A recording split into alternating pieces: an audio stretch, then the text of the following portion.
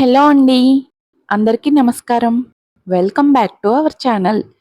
ఈరోజు మనసున్న మనసే ఎపిసోడ్ 36లో ఒకవైపు అనిరుద్ధు ప్రాణాపాయ స్థితిలో ఉంటే, మరోవైపు అవంతిక తీసుకున్న నిర్ణయం అందరినీ షాక్‌కి గురిచేస్తోంది. చివరికి ఈ ఇద్దరి జీవితాలు ఎటు మలుపు తిరిగాయో. ఇక కథలోకి వెళ్దాం. అదే సమయంలో అనిరుద్ధుని పరీక్షించిన డాక్టర్ పై అంతస్తు నుండి మెట్లు దిగి కిందకు వచ్చారు. ఆయన్ను చూడగానే వినయ్ కంగారుగా ముందుకొచ్చి, డాక్టర్ గారు, అనిరుద్ధ ఆరోగ్యం ఇప్పుడు ఎలా ఉందండి అని అడిగాడు. జ్వరం అస్సలు తగ్గట్లేదు. డాక్టర్ చాలా ఆందోళనగా సమాధానమిచ్చారు. ఇలాగే కొనసాగితే ఖచ్చితంగా న్యూమోనియా వస్తోంది. ఊపిరితిత్తుల్లో కూడా ఇన్ఫెక్షన్ చేరి ఉంటుందని నేను భయపడుతున్నాను. ఆయన్ని వెంటనే హాస్పిటల్‌కి తీసుకెళ్దామని చెప్పాను. కానీ ఆయన నా మాట అస్సలు వినట్లేదు. అలా ఎలా కుదురుతుంది? సుమతి కంగారుగా అంది. నేను మళ్ళీ అవంతికమ్మకి ఫోన్ చేస్తాను. అనిరుద్ బాబు ఆమె మాట తప్ప ఇంకెవరి మాట వినరు. వినయ్ కనుబొమ్మలు ముడిచి ఒక్కసారిగా ఇల్లు దాటి బయటకు నడిచాడు. కిరణ్ అతని వెనకే వస్తూ, ఒకవేళ ఆమె మళ్ళీ ఫోన్ ఎత్తకపోతే ఏం చేద్దాం అని అడిగాడు. నేనే నేరుగా వెళ్ళి ఆమెను వెతుకుతాను, వినయ్ అన్నాడు. ఆమె ఎక్కడుందో నీకు తెలుసా? అవంతిక ఇప్పుడు విక్రమ్‌తో కలిసి ఉండే అవకాశం ఉంది. ఈరోజు ఉదయం విక్రమ్ తన సోషల్ మీడియా పోస్ట్‌లో చాలా హ్యాపీగా కనిపించాడు. అయితే నువ్వు వెళ్ళు, నేనిక్కడే ఉంటాను. పరిస్థితి మరీ విషమిస్తే నేను బలవంతంగానైనా అనిరుద్ గారిని హాస్పిటల్‌కి తీసుకెళ్తాను అని కిరణ్ అన్నాడు. వినయ్ తల ఊపి అక్కడి నుండి బయలుదేరాడు. ఆ నగరంలోనే అత్యంత పాతదైన విలాసవంతమైన ఒక పెద్ద హోటల్లో వాళ్ళంతా ఉన్నారు. అసలైతే అవంతికకు అక్కడికి వెళ్ళడం అస్సలు ఇష్టం లేదు. కానీ తన కంపెనీ మేనేజ్మెంట్ టీం వాళ్ళు అరగంట సేపు బతిమలాడేసరికి ఆమె కాదనలేక ఒప్పుకుంది. కేవలం వాళ్ళు బలవంతం చేశారనే కాదు, ఇంట్లో ఉండి తన దిగులును, కోపాన్ని సుజాత గారి ముందు చూపించడం ఆమెకు ఇష్టం లేదు. అందుకే కాసేపు ఇంటి బయట ఉంటేనే మనసు ప్రశాంతంగా ఉంటుందని భావించింది. విక్రమ్ ఆమె ముందు ఒక గ్లాస్ పుచ్చకాయ జ్యూస్ పెట్టాడు. అవంతిక ఆ గ్లాస్ తీసుకొని ఒక సిప్ చేసింది. అంతలో ఆ రూమ్ తలుపులు ఒక్కసారిగా బలంగా తెరుచుకున్నాయి. శృతి కోపంతో రగిలిపోతూ అందరి ముందు ప్రత్యక్షమైంది. ఆమె నేరుగా అవంతిక వైపు వచ్చింది. ఇద్దరు మగవాళ్ళు నీ వెనక తిరుగుతూ ఉంటే ఆ ఫీలింగ్ చాలా సరదాగా ఉందా అంటూ శృతి పళ్ళు నూరింది. టేబుల్ మీద ఉన్న ఒక నీళ్ల గ్లాసును తీసుకొని ఒక్కసారిగా అవంతిక ముఖం మీద పోసింది. అవంతిక ముఖమంతా నీళ్లతో తడిసిపోయింది. ఆ నీళ్లు కాస్త గోరువెచ్చగా ఉన్నా ఆమె మనసంతా ఒక్కసారిగా చల్లబడిపోయింది. శృతి, ఏం చేస్తున్నావు నువ్వు? విక్రమ్ వెంటనే లేచి శృతి చేతిని పట్టుకుని పక్కకు లాగాడు. విక్రమ్, నన్ను ఆపకు. ఈరోజు ఈమెకు బుద్ధి చెప్పాల్సిందే. శృతి కళ్ళు ఎర్రబడ్డాయి. ఆమె అరుపులతో ఆ రూమంతా మారుమోగిపోయింది. విక్రమ్ కోపంగా, నీకేమైనా పిచ్చి పట్టిందా అని గద్దించాడు. అందరి ముందు విక్రమ్ తనను ఎప్పుడూ అంతలా గదమాయించలేదు. దాంతో శృతికి మరింత కోపం వచ్చింది. ఆమె విక్రమ్ చేతిని వదిలించుకుని మళ్ళీ అవంతిక మీదకు వెళ్ళడానికి ప్రయత్నించింది. ఈసారి ఒక జ్యూస్ గ్లాసు శృతి ముఖం మీద పడింది. అవంతిక ఖాళీ గ్లాసును టేబుల్ మీద గట్టిగా పెట్టి ముఖమంతా జ్యూస్తో నిండిపోయిన శృతి వైపు చూస్తూ, నన్ను అవమానించాలనుకుంటే ముందు నీకంత సీన్ ఉందో లేదో చూసుకో అంది చాలా కూల్గా. అక్కడ ఉన్న వాళ్ళంతా ఒక్కసారిగా నిశ్శబ్దంగా అయిపోయారు. అందరి చూపులు అవంతిక శృతిల వైపే ఉన్నాయి. అవంతిక ముఖం మీద కేవలం నీళ్లు పడడం వల్ల ఆమె ముఖం తడిసిందే తప్ప క్లియర్గానే ఉంది. కానీ శృతి ముఖం, జుట్టు అంతా ఎర్రటి పుచ్చకాయ జ్యూస్తో మొద్దైపోయి చూడడానికి చాలా వింతగా నవ్వు తెప్పించేలా తయారైంది. మీరు భోజనం కానివ్వండి, నేను బయలుదేరుతున్నాను అంటూ అవంతిక ఒక టిష్యూ పేపర్ తీసుకొని ముఖం తుడుచుకుంది. ఆ తర్వాత ఆమె ఆ గది నుండి వేగంగా బయటకు నడిచింది. శృతి ఆమె వెనుక పరిగెత్తాలని చూసింది. కానీ విక్రమ్ ఆమెను గట్టిగా పట్టుకున్నాడు. శృతి, నీకింకా సిగ్గనిపించట్లేదా? హిహి, నేను నిన్ను అవమానిస్తున్నానని అనుకుంటున్నావా? నన్ను వదులు. శృతి కన్నీళ్లు పెట్టుకుంటూ అతని చేతిని విదిలించుకుంది. అనిరుద్ధ్ రాత్రంతా వర్షంలో తడుస్తూ అవంతిక కోసం వాళ్ళ అమ్మ ఇంటి బయట నిలబడ్డాడని, జ్వరం అంతలా ఉన్నా హాస్పిటల్కి వెళ్ళనంటున్నాడని శృతికి ఇప్పుడే తెలిసింది. తను దేవుడిలా భావించే మనిషిని అవంతిక ఇంతలా ఇబ్బంది పెడుతుంటే శృతి భరించలేకపోయింది. ఆ కోపంలోనే ఆమె అవంతిక మీదకు వచ్చింది. శృతి, ముందు ప్రశాంతంగా ఉండు. నేను చూసిన శృతి ఎప్పుడు ఇలా ప్రవర్తించదు కదా. విక్రమ్ అడిగిన ప్రశ్నకు శృతి ఏడవడం ఆపేసింది. అటు అనిరుద్ధ్ తనను ప్రేమించట్లేదు, ఇటు విక్రమ్ కూడా తనను తక్కువ చేసి చూస్తున్నాడు. ఈ ప్రపంచంలో తనకు ఎవరూ లేరని ఆమెకు అనిపించింది. నేను నిన్ను తక్కువ చేయట్లేదు శృతి, కానీ ఆవేశంలో ఇలాంటి పనులు చేస్తే తర్వాత నువ్వే బాధపడతావని నా భయం. శత్రువులతో డీల్ చేసేటప్పుడు ఎప్పుడూ తెలివిగా ప్రవర్తించాలని నీకు చాలాసార్లు చెప్పాను, మర్చిపోయావా? అంటూ విక్రమ్ ఆమె చేతిని గట్టిగా పట్టుకొని బాత్రూమ్ వైపు తీసుకువెళ్ళాడు. ఆ అన్నా చెల్లెలు ఇద్దరూ లోపలికి వెళ్ళగానే అక్కడ ఉన్న విశ్వనాథ్ ఇండస్ట్రీస్ వాళ్ళు, విక్రమ్ కంపెనీ వాళ్ళు ఒకరి ముఖాలు ఒకరు చూసుకున్నారు. అసలు శృతి గారికి అవంతిక గారికి మధ్య ఎందుకు గొడవ జరిగింది అని విక్రమ్ కంపెనీ వ్యక్తి అడిగాడు. మాకేం తెలుసు, ఆమె పర్సనల్ విషయాలు మాకు చెప్పరు కదా, విశ్వనాథ్ ఇండస్ట్రీస్ వ్యక్తి సమాధానమిచ్చాడు. ఓ, ఇదంతా చూస్తుంటే చాలా కాంప్లికేటెడ్గా ఉంది. అవును, దీనివల్ల మన బిజినెస్ డీల్కి ఏమైనా ప్రాబ్లం వస్తుందా? రాకపోవచ్చు. ఈ డీల్ వెనుక విక్రమ్ గారు చాలా ఇంట్రెస్టింగ్గా ఉన్నారు, ఆయనకి ఈ బిజినెస్ చేయడం చాలా ఇష్టం అని అవతలి వ్యక్తి సర్ది చెప్పాడు. దాంతో విశ్వనాథ్ ఇండస్ట్రీస్ వాళ్ళు హమ్మయ్య అనుకున్నారు. అవంతిక హోటల్ బయటకు రాగానే చలిగాలి ఒక్కసారిగా ఆమెను వణికించింది. జుట్టు తడిగా ఉండడం వల్ల రాత్రి గాలులు తగలగానే ఆమె తలంతా తిమ్మిరెక్కినట్లు అనిపించింది. నిన్న రాత్రి సరిగ్గా ఇదే సమయానికి వర్షం మొదలైంది. ఆ తర్వాత అది చాలా పెద్దదై రాత్రంతా పడుతూనే ఉంది. అవంతిక ఒక్కసారిగా అనిరుద్ధ్ గురించి ఆలోచించడం మొదలుపెట్టింది. అంత చలిలో రాత్రంతా వర్షంలో నిలబడడం అంటే అనిరుద్ధ్కి ఎంత చలి వేసుంటుందో. ఆమెకు అది తలుచుకుంటేనే మనసంతా బరువుగా అనిపించింది. అదే సమయంలో హోటల్ పార్కింగ్ లాట్లో ఒక కార్ వచ్చి ఆగింది. అందులోంచి జయంత్, తన్మయి కిందకు దిగారు. కానీ వాళ్ళు దిగిన వెంటనే వాళ్ళ ముందు మరో కారు వచ్చి ఆగింది. అందులో నుంచి వినయ్ దిగాడు. హే వినయ్, జయంత్ పలకరించాడు. నువ్విక్కడేం చేస్తున్నావు జయంత్? వినయ్ అడిగాడు.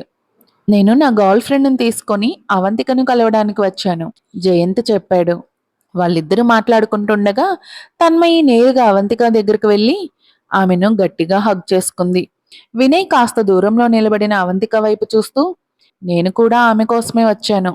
ఇక ఈ విషయాన్ని మీకే వదిలేస్తున్నాను. ఆమెను ఎలాగైనా అనిరుద్ధ్ ఇంటికి వెళ్ళేలా చూడండి అన్నాడు.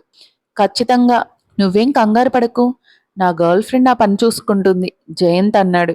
వినయ్ చిన్నగా నవ్వి, నీ గర్ల్ ఫ్రెండ్ గనుక ఆ నిజాన్ని ముందే బయట పెట్టకుండా ఉండి ఉంటే ఈరోజు వాళ్ళిద్దరి పరిస్థితి ఇంతవరకు వచ్చేది కాదు అన్నాడు.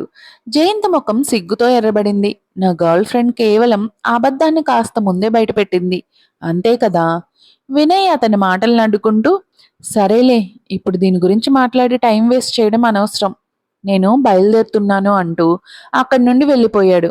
వినయ్ వెళ్ళిపోయిన తర్వాత తన్మయి అవంతిక చేతిని పట్టుకొని జయంత్ కారు వైపు నడిచింది. జయంత్, కారు మా ఇంటికి పోని. జయంత్ సరేనన్నట్లు సైగ చేశాడు.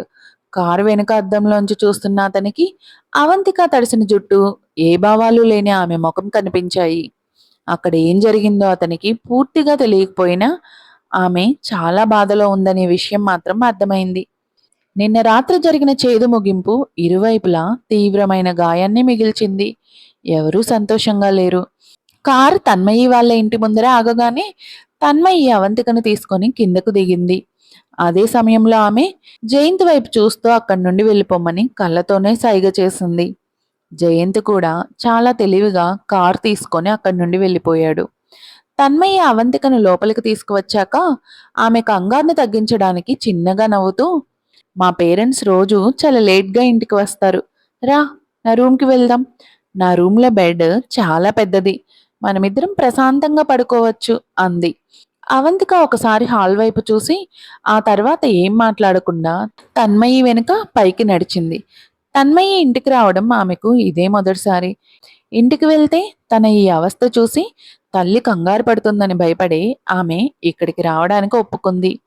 అవంతిక, నువ్వు నా బట్టలు వేసుకోవచ్చు, మనమిద్దరం ఒకే సైజు ఉంటాం కదా, నా బట్టలు నీకు పక్కాగా సరిపోతాయి, తన్మయ్య అవంతికను తన గదిలోకి తీసుకువచ్చాక మొదట తన డ్రెస్సింగ్ రూమ్ ఓపెన్ చేసి ఆమెకు నచ్చిన బట్టలు సెలెక్ట్ చేసుకోమని చెప్పింది. అక్కడ ఉన్న రకరకాల బట్టలు, బ్యాగ్లు, చెప్పులు, వాచీలు అన్నీ చూశాక అవంతిక మనసు ఒక్కసారిగా కాస్త ప్రశాంతపడింది. నేను ఇలాగే బాధలో మునిగిపోకూడదు అనుకుంటూ ఆమె ఆ గది నుండి బయటకు వచ్చింది. తన్మయ్య ఆమె వెనకే వస్తూ అవంతిక ఏమైంది అని అడిగింది. అవంతిక ఏం లేదన్నట్లు తలూపింది. ఆమె ఎలాగైనా తనను తాను కంట్రోల్ చేసుకోవాలి. తన కడుపులో పెరుగుతున్న ఇద్దరు పిల్లల కోసం తన కోసం ఒక మంచి జీవితాన్ని నిర్మించుకోవాలి. తను గనక ఇప్పుడు నీరసపడిపోతే జీవితంలో ఘోరమైన అపజయం తప్ప ఏమీ మిగలదు. అవంతిక ముఖంలోని బాధను చూసి తన్మయ్య ఆమె మనసును ఊహించింది. అవంతిక, నువ్వు చాలా ధైర్యవంతురాలివి.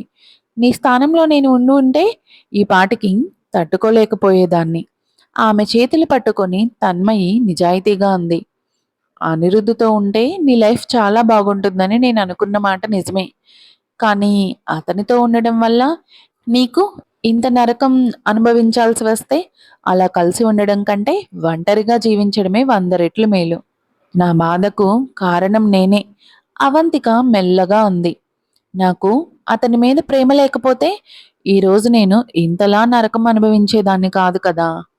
తన్మయ్య ఆమెను బాత్రూం వైపు తీసుకెళ్తూ, అతనికున్న ఆకర్షణను తట్టుకోవడం ఎవరి వల్ల కాదు.